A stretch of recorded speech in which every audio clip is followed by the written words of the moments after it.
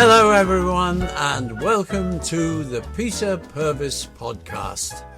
And I've got a real treat in store for you today because my guest is one of the most popular people on the whole of the Doctor Who signing and convention circuit. I hope you're going to enjoy it as much as I am.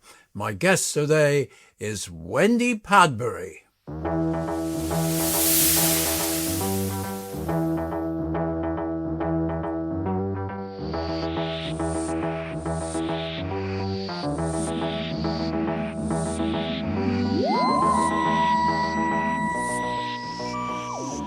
Wendy, wonderful to have you on the show. It's absolutely marvellous to see your lovely smiling face up there in the Midlands. Yes, in the West Midlands, in Worcestershire, actually, in Pershore. You've returned to your roots, really, haven't you? You're a Midlands lady. I am a Midlands girl. I was born in Stratford-on-Avon, which is only about half an hour from here. And my family's still, my sister's still there, my brother's still there. So it's really nice. But Pershore itself and Worcestershire as a county, I didn't really know, because when I was a little girl in Stratford, my mum and dad, neither of them drove, so we didn't have a car, so actually to get to places like Pershore was not easy back in the day, in the 1950s. So yeah. But it's beautiful around here. Beautiful. It's lovely. I've visited on many occasions, and I had a couple of uncles who lived near Tewkesbury, which isn't all that far away. But no. It's interesting, Stratford. Was that an influence on you? Did you get interested in the theatre because of Stratford? Well, I was interested in, funnily enough, at a later age.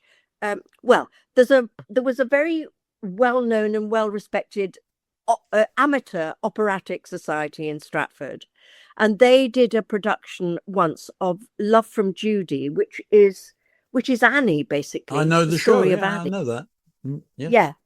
And I was lucky enough to be picked to go into that as an amateur, and I got really nice reviews. And I think actually, so I did perform on the stage at the Royal Shakespeare Theatre, but nothing to do with Shakespeare and nothing to do with the thought at that point, I think, of having a career in acting, because I was absolutely passionate about ballet. Ballet was my thing. We'll come back to that in just a moment. Okay. So yes, going back to performing at that wonderful theatre, I remember seeing an absolutely fantastic, I wonder if you saw it, by the way, version of Midsummer Night's Dream with Judi Dench and Anne Beach and an amazing cast, Ian Holm, all of them at Stratford. I think it was in 1963. Yeah, I saw all of those. It was one of the most fabulous productions. Yes, I did see that. Yeah. I love Stratford. Ian Holm was Puck. My very, very first Shakespeare that I did go and see was, got his name now. Of course I have. Oh no, Charles Laughton. Oh yes. Playing King Lear. Yes.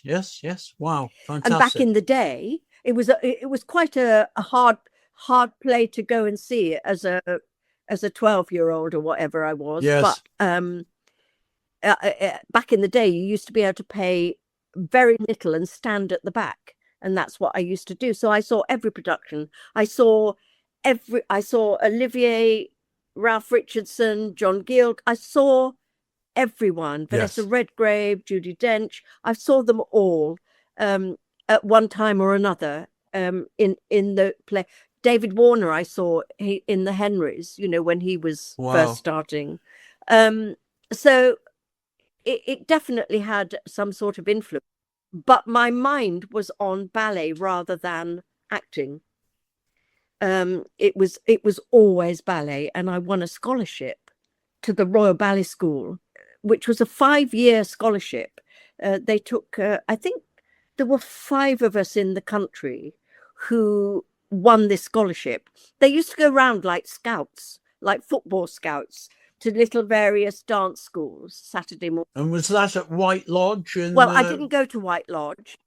Yes, White Lodge was where the Royal Ballet School trained, but it didn't work like that for these 5 years. Not that I was there for 5 years. It was a 5-year course, and the first year you went to a representative of the Royal Ballet School in your nearest place, because obviously we were still at school, all of us. Yes. So I used to have to go to Birmingham once a week to do these ballet classes with this very strict teacher, who it was tough. It was really, really tough, because they knew when they took me on that I had very slightly flat feet. So I really didn't have that very beautiful line that ballerinas have from when they point their toes. They've got a really high instep. I didn't ever have that.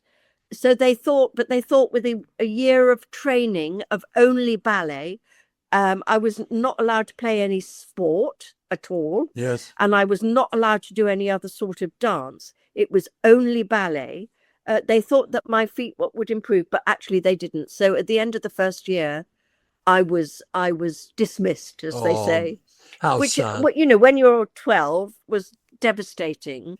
However, it just let me move on, really. And that's when I thought, oh, maybe I like acting. Then it was one of those. It was. I mean, acting was never my passion. I'm not being unkind when I say. I mean, you would have been very small for a ballet dancer, I believe. I mean, you are not a tall girl. Yeah, I was, and do you know what? I wouldn't even have made. I am not a tall girl. I am 5 foot.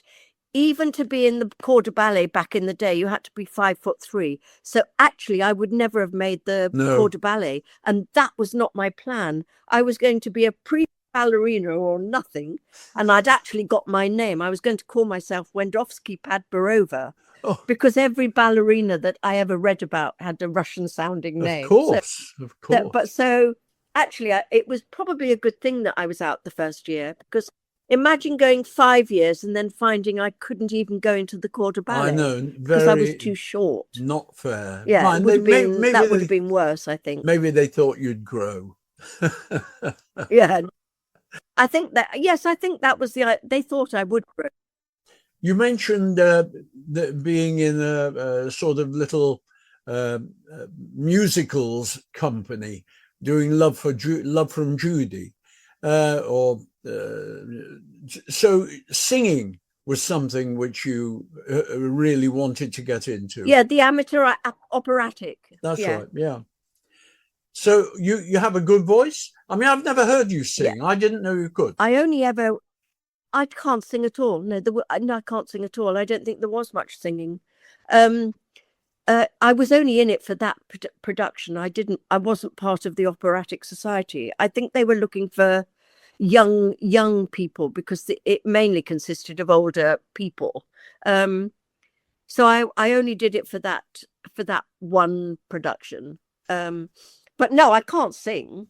I can't sing at all. You don't want to hear me sing ever. But you did actually enter some television contest, didn't you? And so yeah, much against my better judgment.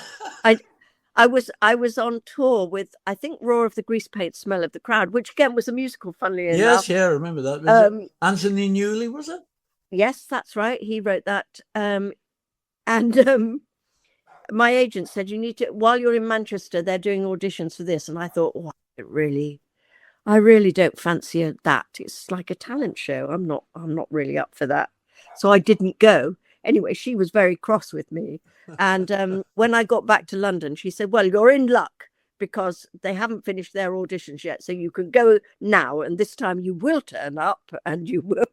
So actually, I did end up going for the audition for it. And then I got in, yeah. And you did quite well. I did quite well. I came second. I think it was all a bit odd. The whole thing was a little bit odd. one of the judges was Stubby K Oh, from yes. Yeah. America, and I sang a number which was "Would You Like to Swing on a Star" or something like that. And afterwards he said, "Well, you know, she hasn't got the best voice in the world, but my goodness, she knows how to put a number over." And I thought, oh no, I was hoping to be eliminated. But, you know, singing, I was hoping that was going to be the end of it and I would be out. But no, then I had to go on to the dancing, and then I had to go on to the, yeah. So yeah, I came second. Well, you've had a very interesting life and a very interesting career. You started quite young in, well, having worked in Doctor Who with the wobbly sets that everyone talks about and everything else, you worked in another famous wobbly set production of Crossroads. Yeah. Oh yes, I think I was only 17 when I did Crossroads. 16, 17. And I'd done work before then, so I had done quite a bit of telly, but it was it was local. It was, you know, it was local for me. So Yes, of course, you it was know, in Birmingham, wasn't it? Yes, it was in ATV. Birmingham. And Yeah. of course, it was very big in the Midlands, Yeah. Crossroads. It was And very my big mum, across the country. I mean, it was it incredibly was, but popular. especially in the Midlands. I mean, Noel Gordon was the queen of the Midlands. Yes. And my mum and dad were thrilled I was going to be in Crossroads. I was able to stay at home as well, and then go to work on the bus into Birmingham, you know, when I was required. So yeah, it was a good bit of training, that's for sure. Well, it was You live certainly as well, then, of course, wasn't it? Live drama. it wasn't live. It wasn't. No, it wasn't live. It was as close as you can get to live, I guess. Yes. But no, it wasn't live. We recorded, I think, the week before, and then it went Oh, out. right. But it was done as live, I'm sure, because It was done as live, a bit like Doctor Who. yes, when I did Doctor exactly. Who, because you know, you weren't allowed to stop if you because of time restrictions and finance. You know, there's no money for retakes or, you know, going up.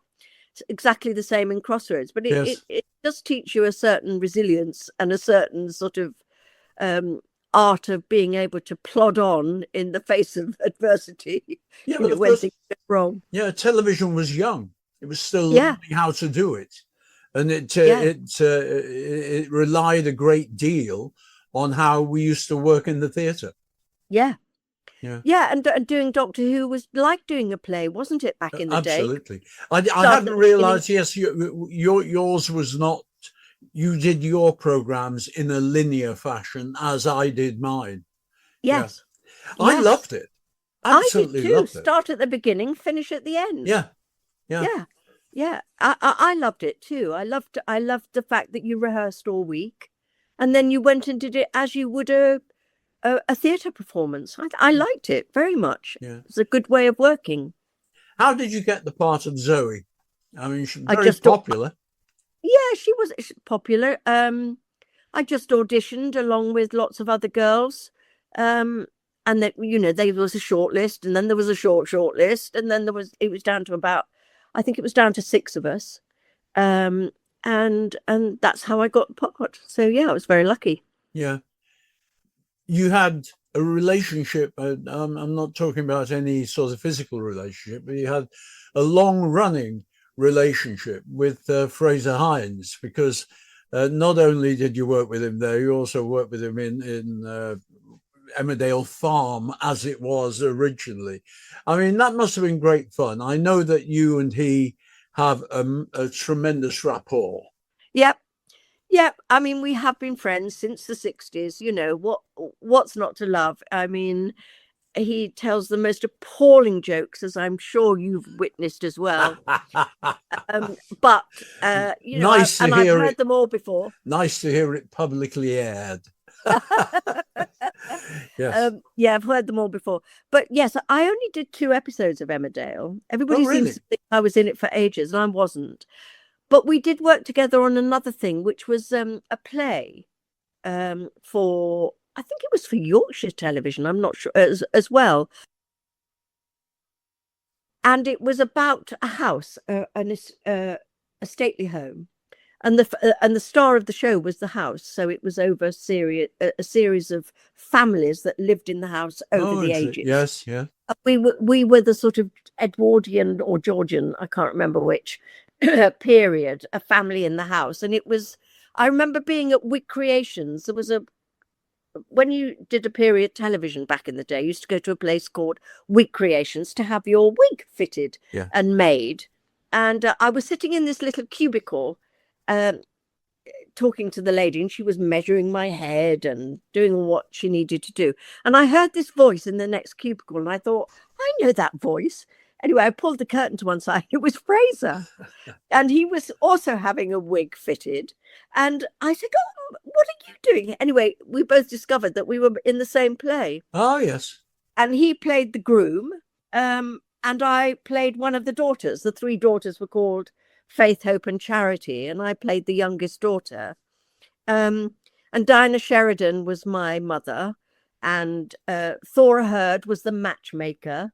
I mean, it was a lovely production. Lovely really cast. Production. Yes. I had a really brilliant time. So it was filmed in Harrogate. So we were away filming. So it was really nice to work for a bit more time with Fraser on that away filming. It was great. It was really great. Of course, you went into Doctor Who at a time when it could have all collapsed, because Patrick William Hartnell had transformed into Patrick Troutman very successfully, but it could have all gone terribly wrong. So it must have been a very interesting time to be working. Tell me about Patrick. Oh, I mean, we have him to thank, really, don't we, as you've just said, for the continuation of the programme. Because absolutely, if he'd been awful, it would have come off, without a doubt. It would have stopped. And whoever cast him, I think, was a stroke of genius. He was did you know Patrick? Oh, yes, I met him several times. I met you several times back there as well, because I was doing Blue Peter by then. Yeah, of course you were. Yeah. It used to make me laugh when we used to go on a Friday to record, because we'd go up. Do you remember the sort of slightly harridan women on reception at the BBC? Yes. And every week they'd say name, and they'd say it to Patrick, name, and he'd go, Patrick Troughton, and they'd go, at programme. And all we wanted were our dressing room keys, and he used to say Doctor Who, and it happened every single week. It just used to make him laugh. Anyway, it did make you laugh, but it ought to have irritated us madly. Luckily, we didn't have egos that big. No, absolutely, absolutely. But it was very funny. But he was just the most delightful man, generous. Yes. Generous actor. I learned a lot from him, not necessarily about acting, although that as well, but how to sort of behave. I was 21 when I did Doctor Who in 1968, so it was I was still learning stuff, and because he was such a private man, it was really interesting to hear him. I remember we were out filming somewhere on some rubbish dump, and we were because that's all we ever went to, rubbish tips and quarries. And well, it's true. Yes, absolutely. Yeah, there were some members of the press in the lane who'd come to do some local paper, I suppose. And I saw Patrick look at them, and then he said, okay, let's turn around this way. And I went, oh, are you not talking to? And he said, no. And I said, oh, and he said, look, he said, I mean, it's different now because I know it's part of contracts. You don't have to speak. He said, you go to work, you do your job to the best of your ability. When you go home, that's your life and your business. You don't have to speak. And it was a brilliant lesson for me to learn, actually. Yes. Because he was quite right. You didn't have to talk to the press. No. I mean, that's gone out the window now, of course. Well, it was a very different time. The press wasn't that intrusive anyway, but occasionally they might be. But no, they weren't. They didn't. And they would only have wanted a little. It would only have been for a little local paper. Yeah.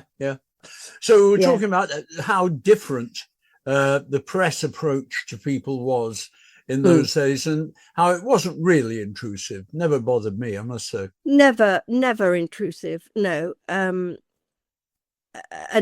But it was a very good lesson for me. It meant that, you know, I always went through the business knowing that if I didn't want to talk about anything, I didn't have to. Yes. Now I know that it's part of contracts that you have to do you have to have a big presence on social media. It makes a difference as to whether you get a part or not. Yes. I find that really pretty obnoxious, actually. Yes.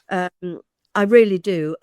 And it is so different now. It is so different. Did you become disillusioned with acting? I know you became somewhat disillusioned with Doctor Who at one point. After you'd left the program. No, it's a bit of a misconception. This people say to me, "Oh, you walked away." I didn't actually. I became an agent, and I simply said, "I can't do any more conventions because I worked all week, and actually, the last thing I wanted to do was to drive to Sheffield and do a convention on my weekend off, because I had a full-time job, and being an agent is more than a full-time job. You know, it's not just a 9 to 5. I was permanently out at theatres. I was permanently off somewhere watching someone. I was taking casting directors to see clients. It wasn't just a 9 to 5. So it was exhausting. And so the thought of having to do anything at the weekend just didn't work for me. Yes, I understand that. That's why I stepped away. For no other, I didn't become disillusioned with the program. It was just pure. It made absolute sense to me. Totally inconvenient. Yeah, and very occasionally I'd do one in America if I was on holiday or something, and the one for the States came up, I'd go there. But other than that, I didn't. And then when I stopped being an agent, I was able to restart again. Yeah. Let's go back to that. I mean, you just dropped it in there very casually. I became an agent. So how does that? I mean, that's poacher turned gamekeeper. How did that happen? Tell me about it. I'm intrigued. Well, I did an episode of something, and I thought, as an actor, and I thought, I didn't enjoy that at all. I didn't like and things had changed by the way things were done. So I sat in this Winnebago all day. I'd never met the director. I had a couple of scenes. I didn't know anybody else I'd never met anybody else that I was going to be doing the scenes with. So I was literally, and I thought, that's what it's like now. And I don't like it. And I don't think I want to do it anymore. I'm not sure why I'm sitting around waiting for a job that I don't think I want to do anymore. So I decided I wasn't going to do it anymore. And then I sat around thinking, and after about 6 months, I was like, oh dear, what else am I going to do? I can't just sit around. And I realized that I was unqualified for anything. And somebody, I don't know who it was, said to me, "You'd make a good agent." I went, "Oh no, I wouldn't. That's like a grown-up job. I mean, you have to go to an office and no, I don't think that's right." And they went, "Actually, we know somebody who's looking for someone at the moment, and I think you'd get on really well." And I said, "Oh, I don't know about this. This is sounding," and I think it was my stepdaughter who said to me, "You can give it up if you don't like it. Just because you say yes, you could do it for a while. And if it's not for you, you don't have to stay there." And I said, "Oh yes, I hadn't really thought about it like that." So I thought, "Oh, okay." So I did. I went and worked in this office, and then the rest is history. I was there for 15 years. Were you the principal of the agency or no? No. I was an agent within the agency. Yeah. There were just two of us. Yeah. Tell me about your clients. Who do you represent? Or is that something you can't really discuss? I don't want to interfere with that. No, I can discuss. I represented an actor called Matthew McFadden. Oh, wow. If you want names, Yes. I saw Matthew at RADA, and we approached him and got him to come in, and he went for us because everybody wanted to take him. So we were very lucky to get Matthew. He's become absolutely huge, of course, now. Yes, he was right from the beginning, because he was doing, he's a magnificent Shakespearean actor as well. Yes. And he did a lot of theatre to start with. And he was, I think I always describe Matthew as being a rather reluctant film star. Why is that? Because I said to him, you're going to have to go to Hollywood now. And he went, oh, don't make me go to Hollywood when. And when he got lovely parts like Pride and Prejudice with Keira Knightley, it was the machine kicked in, and it was I don't know, he'd rather stay at home and be with the kids and all that. But he's such a magnificent actor. He really, really, really is. We looked after Patterson Joseph, who you may or may not know. A person I did see at drama school at the National Youth Theatre was Matt Smith. Oh, really? Wow. So, yes. Were you representing him when he became Doctor Who? No, I'd retired by then. Uh-huh. But I went. National Youth Theatre I loved National Youth Theatre, and I always used to support it. And I went one day to see a production of Master and Margarita, it was called. Very difficult plays, particularly for kids, because that's basically what they are at National Youth Theatre. You can't be older than 21, and it's a group of kids brought together, So I just thought he was magnificent. He didn't have a massive part, but I loved what he was doing. And I saw him afterwards and said, I'm an agent, and if you were, I don't know whether you want to be an actor or not, because a lot of those kids don't particularly want to go on. They just want the experience. And he said, oh yeah, I do. I'm at university at the moment, but yes, I do. And I said, well, give us a ring and come and see us when you're ready. And the next day he phoned, and the day after that he came in, and the rest is history. He came in. He said he'd love to join us. I hadn't got a CV, and I hadn't got any photos of him, but I had the following day I had a phone call from the Royal Court. Lisa Makin was the casting director then, and she phoned me and said, Wendy, we are having the most difficult time casting this part. It's such a difficult part to cast. We need somebody who can look quirky, who can look about 16, 17, who can do a New York accent, and is, a bit different. And I went, oh, I've got the very person, Matt Smith. And she said, I don't know who that is. And I said, well, Lisa, you won't, because I only took him on yesterday. And she went, oh, well, that's fair enough. She said, tell him to come and get a script today, read it over the weekend, come in on Monday. I'll trust you. So I phoned Matthew. I phoned him, Matt, and said, right, first question, can you do a New York accent? And he said, yes, I can. I went, oh, good. I said, in which case, can you go to the Royal Court this afternoon, pick up a script, read it over the weekend, go in at 11 o'clock on Monday and meet the director? And he went, he went very quiet. And then he went, bloody hell, that was quick. And the rest is history. I mean, I don't think he'd left the building on the Monday morning before she phoned me and went, I can't believe him. He is amazing. And then I had the problem of getting him out of university because they didn't want to release him. Yes. Royal Court then was just 6 weeks. It was 3 weeks rehearsal, 3 weeks playing. So I ended up writing to the dean saying, please, this young man is going to be the most exceptional actor. This is what he wants to do. And it is just 6 weeks out of his course. He promises he will continue with his coursework and he will finish his degree. But please, will you release him?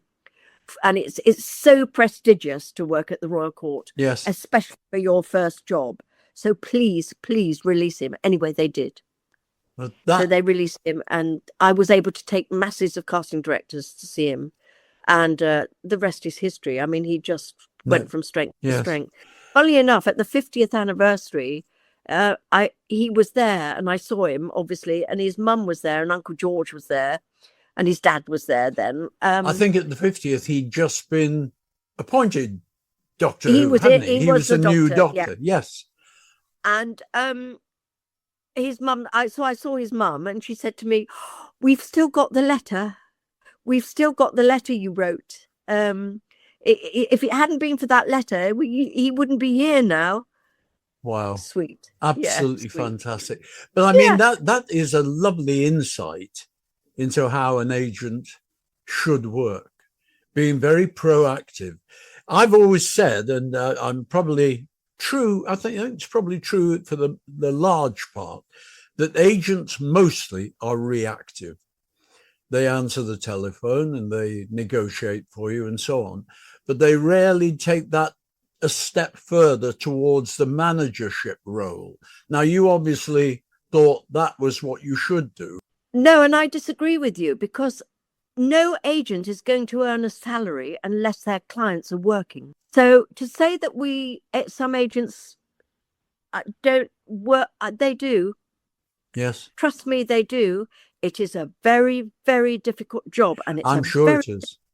very difficult job to get clients that you know should be working, and there's no reason why they're not working.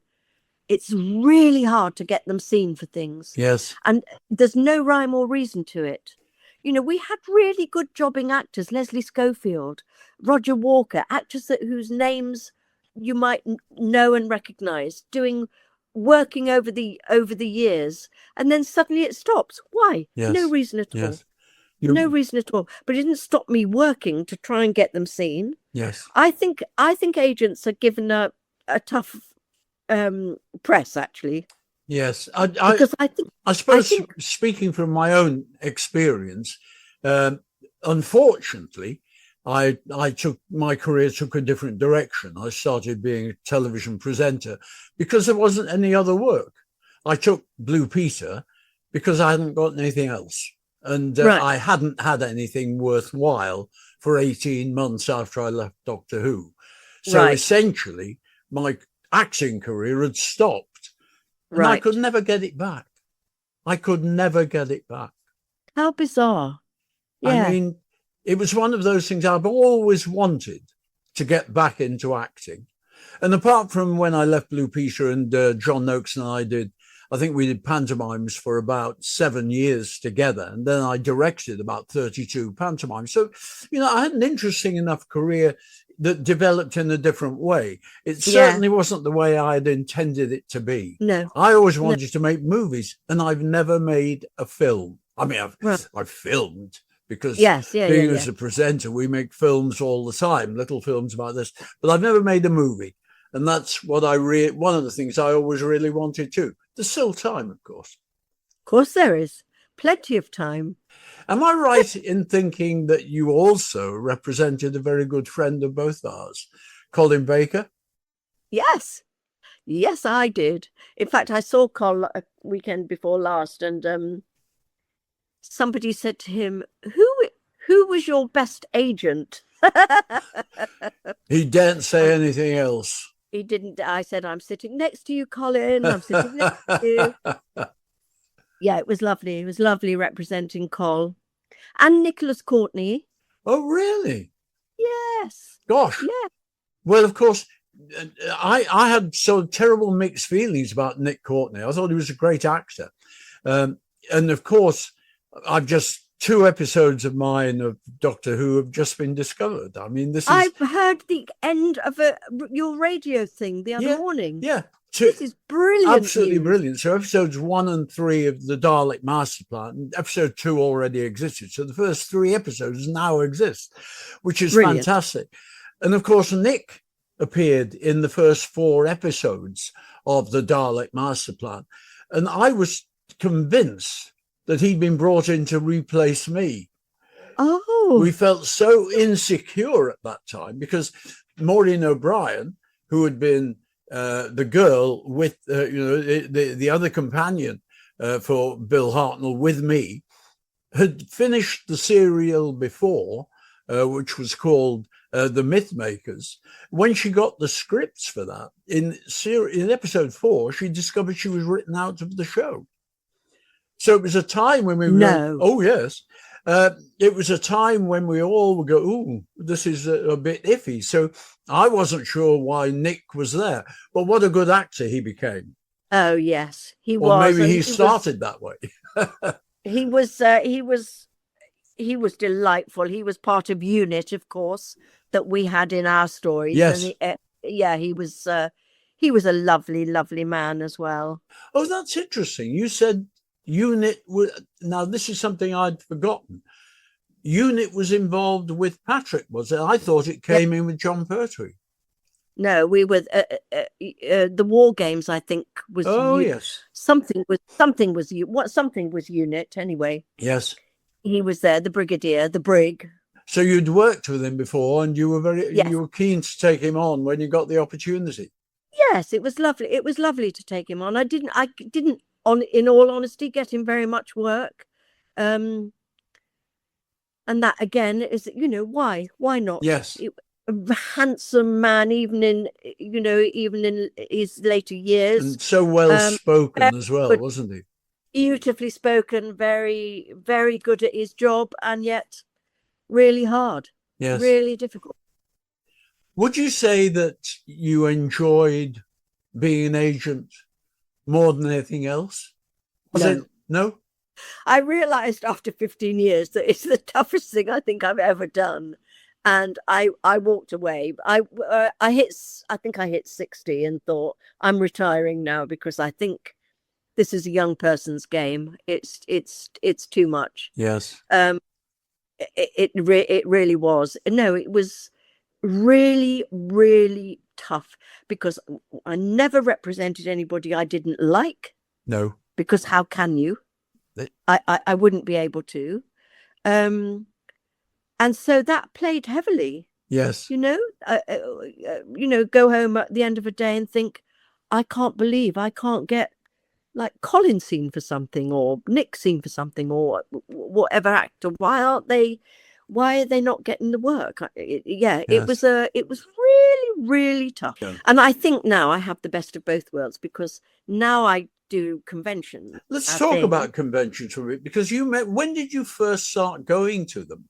Late. I didn't. My first one was, I think, in about 1996, and I went to a big one in Manchester called Manopticon. But we meet at regular ones. Phantom Films is a pleasure, and it's always a pleasure to attend with you, because you have such, well, I would say, such knowledge of the show. I don't. But you seem to have an amazing knowledge of it. Oh, I don't think I do. I think that's Sophie. Sophie Aldred knows much more about the show than I do. And when I did behind the sofa, which you've probably done, I thought we did one together, didn't we? Maybe. Did we? Oh, probably. Yeah, maybe we did. I did one with Sophie. She knows everything. So I was sitting there saying, what is that? What is that? And she goes, oh, that's a blur. And that was so-and-so. And so-and-so wrote this. And this was, and I was like, do you know everything about Doctor? Because I don't know all that information. No. I really don't. Yes, I like doing panels with people that know, so that I don't have to speak much. Yes. Well, you do speak a lot. And I remember the last one that I think I attended with you was in Bristol last year, and Toby Haydock was there. We had rather a good time. That was a very good one, because the nice thing is that at that particular one, you get the opportunity to join in the entertainment for the fans, and they love us being there. It's very rewarding. They absolutely do. Yes. They absolutely do. And it's a sort of prerequisite to going to Paul and Dexter's convention, as that one, that you're going to be asked to do something in the evening. And I love going to their events. I absolutely love it. They look after you nicely, but it's all very, gentle. Yes. And No pressure. You do see the same fan. All the fans are the same every time. And, you know, they ask you a question. You go, surely you've asked me this before and you know the answer to this question. And and invariably they have asked you that before and they do know the answer. It's like when you're in a queue signing photographs and somebody comes up with a photograph and you say, how many more things are you going to find that you need? You must have everything. And they go, oh, there's always something. Always some new ones that comes out that needs to be signed. So yeah, they're interesting conventions, I think. And for the first few years, I was really, really nervous at conventions. And then as the years go by, I've become more comfortable and more relaxed and have much more fun, actually. Yes, now. and you are greatly in demand. They're always delighted to see you. Wendy, it's been absolutely fabulous talking to you. Have we finished? Oh, we have. We're just about at the end of it. It's lovely to see you. And it's lovely to see you. And lovely to reminisce with you. And I hope I see you at a convention sometime very soon. Well, I'm sure you will. And I wish you continued health. Keep getting better. That's it. Well, I am better from what we both suffered from. Yeah. But yes, I'm feeling pretty good now. And you're looking wonderful. So there we go. Thank you, Peter. Bless you, Wendy. Thank you for being my guest. Okay. Bye-bye. What a delightful guest Wendy was. And I hope you enjoyed it as much as I did. There's a short bonus chat with Wendy about conventions and about the wonderful setup in Cardiff on my Patreon page. Please subscribe if you can, and I hope to be back on course with my regular Peter Purvis podcast in a fortnight or so. Until the next time, adieu.